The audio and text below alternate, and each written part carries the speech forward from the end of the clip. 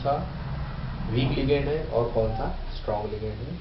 अगर हम इस सीरीज पर नजर डालें तो हम देखेंगे कि ऑक्सीजन जो है वो सबसे वीक लिगेंड है और कार्बोनाइल ग्रुप जो है वो सबसे स्ट्रॉन्ग लिगेंड है।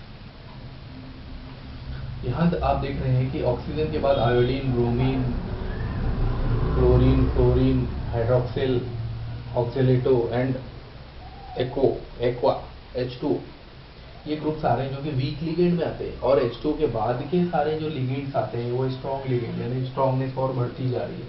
So this is the increasing order of strongness of the ligand. तो ये लिगेंड के इंक्रीजिंग ऑर्डर है। हम देख रहे हैं सबसे आखिरी में हमारे पास कार्बोनाइल ग्रुप है, इसका मतलब ये सबसे ज्यादा स्ट्रॉन्ग है।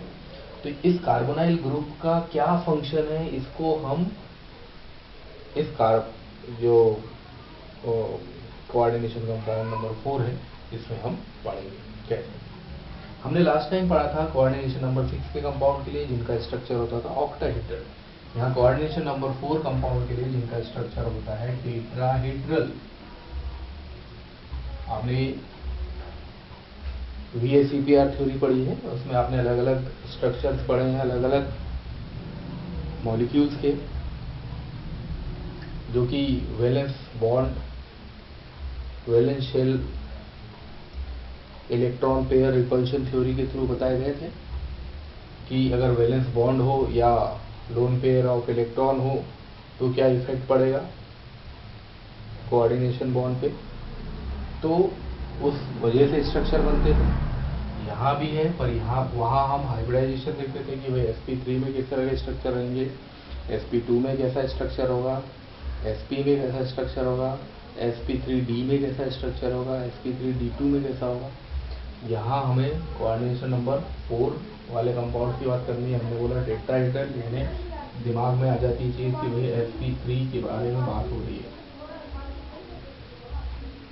अब अगर sp3 हाइब्रिडाइजेशन के बारे में बात हो रही है, इसका मतलब हमारे दिमाग में सबसे पहला एग्जाम्पल आता है CH4 का, कि CH4 जो होता है इसमें कार्बन से हाइड्रोजन इस तरह से बॉन्डेड होता है कि इन के बीच में 109 डिग्री 28 मिनट का एंगल होता है। और ये जो स्ट्रक्चर बनाता है वो स्ट्रक्चर कैसा होता है, टेट्राहेड्रल होता है।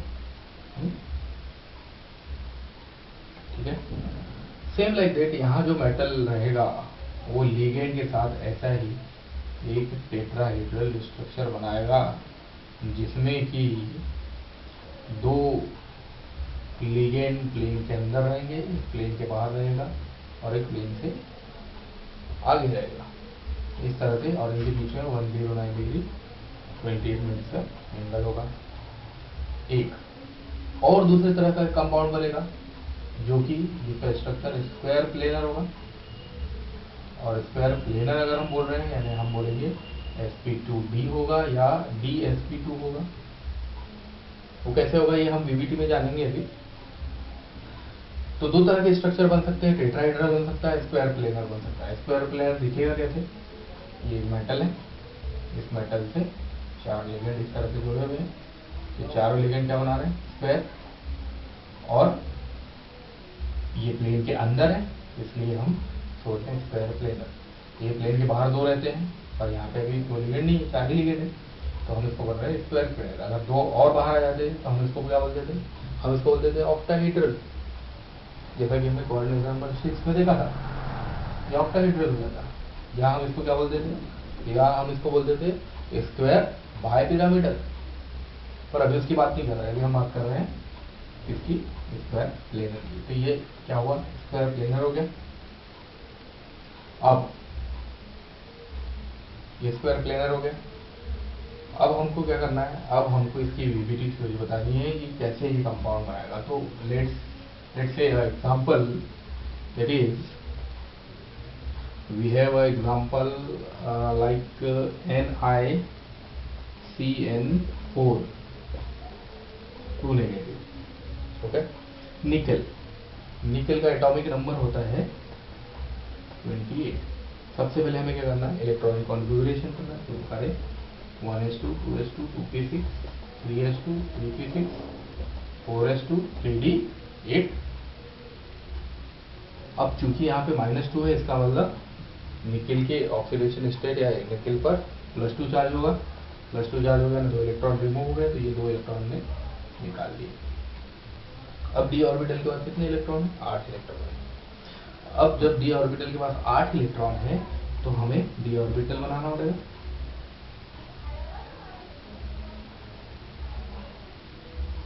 ठीक है, 8 इलेक्ट्रॉन फिल कर दीजिए इसमें,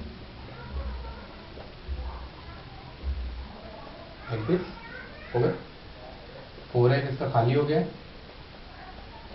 4p भी खाली हो गया। अभी 4d तक जाएगी और रखनी है। अब देखिए, cyanide ion, strong ion, strong ligand, जैसे कि सीरीज में दिख रहा है। अब साइनाइड जब स्ट्रॉन्ग है तो क्या करेगा ये?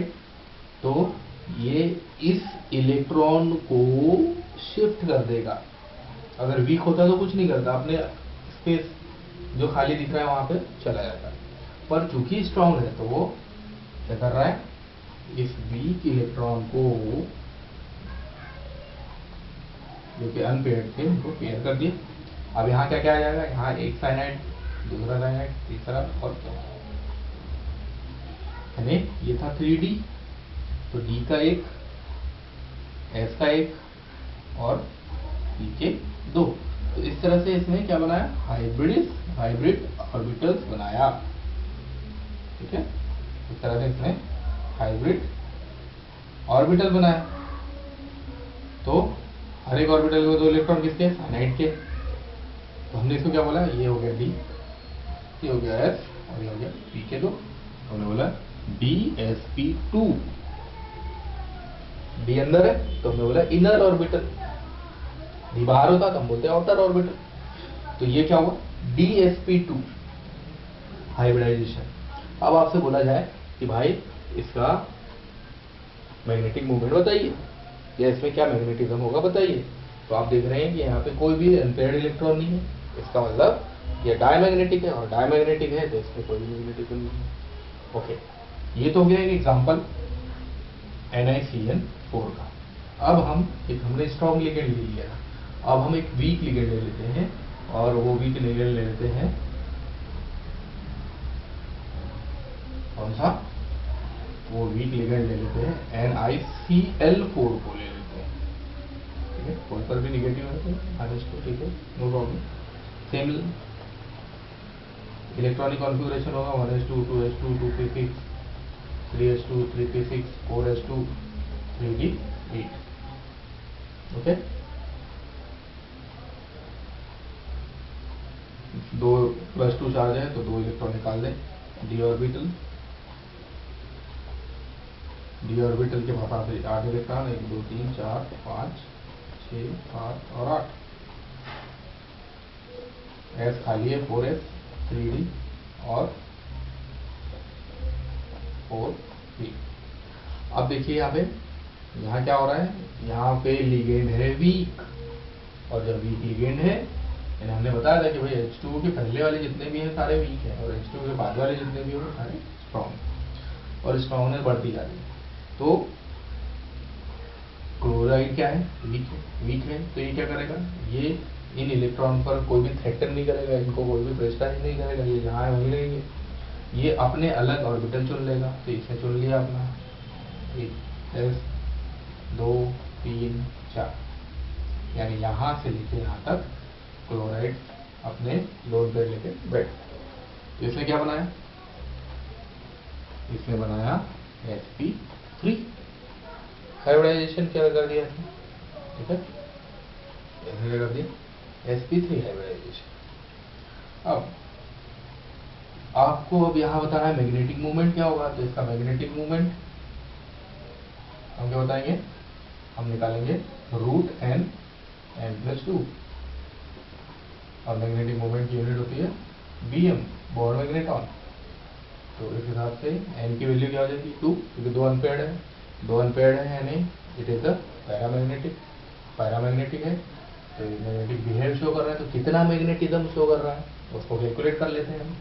n की वैल्यू यानी नंबर ऑफ अनपेयर्ड इलेक्ट्रॉन 2 है, लिख दीजिए 2 + 2 √8, और हम जानते हैं √9 जो होता है वो 3 का होता है, तो √8 2.9 का हो जाएगा, है ना। इस तरह से बोहर मैग्नेट, तो इस कंपाउंड का मैग्नेटिज्म आया है 2.9 बोहर मैग्नेटॉन, जबकि NiCN4 का मैग्नेटिज्म था 0, यानी वो डायमैग्नेटिक था। वहां हाइब्रिडाइजेशन था DsP2, यहाँ हाइब्रिडाइजेशन है sp3। दोनों में डिफरेंस देखिए, क्यों? सिर्फ और सिर्फ वीक लिगेंड की वजह से, सिर्फ और सिर्फ वीक लिगेंड। ओके, एक एग्जांपल और लेते हैं हम क्विकली, एक एग्जांपल और लेते हैं। ये एग्जांपल है NiCO4 का, और इस पर कोई चार्ज नहीं है। कोई चार्ज नहीं है का मतलब कि CO है, इस पर कोई चार्ज नहीं है, न्यूट्रल है, और न्यूट्रल है तो सारा का सारा कॉम्प्लेक्स जो है वो चार्जलेस है, न्यूट्रल। अब जब सारा न्यूट्रल है तो निकल यहाँ पे +2 नहीं है, यानी निकल एग्जैक्ट कितना है, इसके पास 28 इलेक्ट्रॉन पूरे हैं। अब आपने इसका इलेक्ट्रॉनिक कॉन्फ़िगरेशन कर लिया लाइक दिस। अभी 2 इलेक्ट्रॉन बाहर नहीं जाएंगे क्योंकि एवरीथिंग इज ओके। नाउ अब हम सबसे पहले हम क्या बना देते हैं, d ऑर्बिटल बना देते हैं।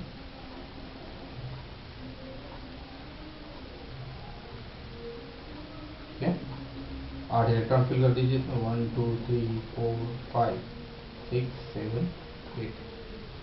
फिर 4s के बाद 2 इलेक्ट्रॉन है, भर दीजिए 3d 4s। फिर 40, अभी 40 खाली मिला। अब हमने बोला कि कार्बोनाइल ग्रुप जो है ये बहुत ही स्ट्रॉन्ग लिगेंड है, और जब ये बहुत ही स्ट्रॉन्ग लिगेंड है तो ये क्या करता है, ये इसको तो पेयर्ड कर ही देता है, इनको इसने क्या कर दिया, पेयर कर ही दिया, साथ में इस पूरे पेयर को उठा के इस d ऑर्बिटल में शिफ्ट कर दिया। इतनी ज्यादा इसमें पावर है, और जब इस तरह से इसने कर दिया तो क्या हो जाएगा, तो इस सिचुएशन में अब जो है कार्बोनाइल ग्रुप के जो इलेक्ट्रॉन होंगे, लोन तरफ इलेक्ट्रॉन होंगे, वो इस एक S में और 3 P में आ जाएंगे, है? अब यहाँ पे क्या हो रहा है, यहाँ पे अगर मैग्नेटिज्म की बात करें तो वो 0 है, यानी डायमैग्नेटिक है, और हाइब्रिडाइजेशन क्या हो गया इसमें, एक S और 3 P यानी sp3। तो ये एग्जाम्पल था, और ये विभिन्न थ्योरी थी for the coordination number 4। I hope कि आपको समझ